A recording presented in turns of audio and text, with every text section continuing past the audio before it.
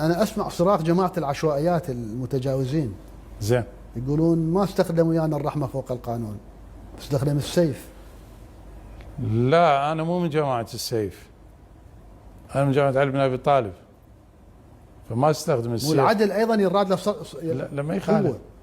سألنا اليوم أولا الأرض المتجاوزة لا يجوز الصلاة بها، خلينا ندخل بهذا المدخل. بس هذا جانب ديني. لا مو ديني، يعني هذا بالنتيجة أنه أنت يعني ماخذ حقوق الغير من هذا الباب، بغض النظر أنه متدين أو لا. مرات الأخلاق ما تسمح لك تأخذ حقوق الغير، هسه تقول أنا عراقي من حقي أنا أعيش بأي بقعة من العراق. لما وصل إلى علي بن أبي طالب بنى لعلي بن أبي طالب دار ضخمة.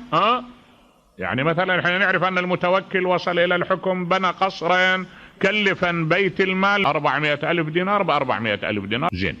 الجوشق والجعفري، علي بن أبي طالب اجى إلى الحكم، قالوا له هذا قصر الإمارة، هذا مهيأ إلى نزولك ومؤثث. قال لهم جنبونيه إنه قصر الخبال، أنا ما أريده ما أحتاجه، ما بحاجة إليه. اجى إلى جعدة ابن هبيرة ابن أخته عنده قطعة أرض، أخذ من عنده قطعة الأرض وصاح له على الشمبارية وش كم حصيرة، سووا له هي كوخ ودخل بذلك الكوخ. كان إذا قام يضرب الكوخ برأسه، مو الشكل. قال له التاريخ يا واش هذا مو كوخ يضرب رأسك، والله سأجعل الذهب يسجد. ويقول الشيخ المجلسي يقول طلع الإمام أمير المؤمنين سلام الله عليه ليلة من الليالي يعوش بالسمع امرأة، شاف امرأة كبيرة وسمعها تئن، قال لها ما بالك؟ قالت له علي بن أبي طالب أرسل صاحبي إلى الحرب فقتل، زوجي ودع علي بن طالب إلى الحرب فقتل، ولما قتل أنا اضطريت أنا أقوم بالأعمال البيتية، وجايبة هاي القربة مليتها من الشط من الماء وما بي أشيل القربة، ما أقدر أتحمله.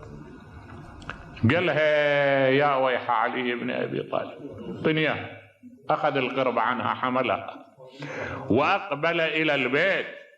لما أقبل إلى البيت أشر إلى قنبر كان من وراءه، قال له إلى بيت المال رأسا، روح جيب لي دقيق وجيب لي سمن وجيب لي أشياء.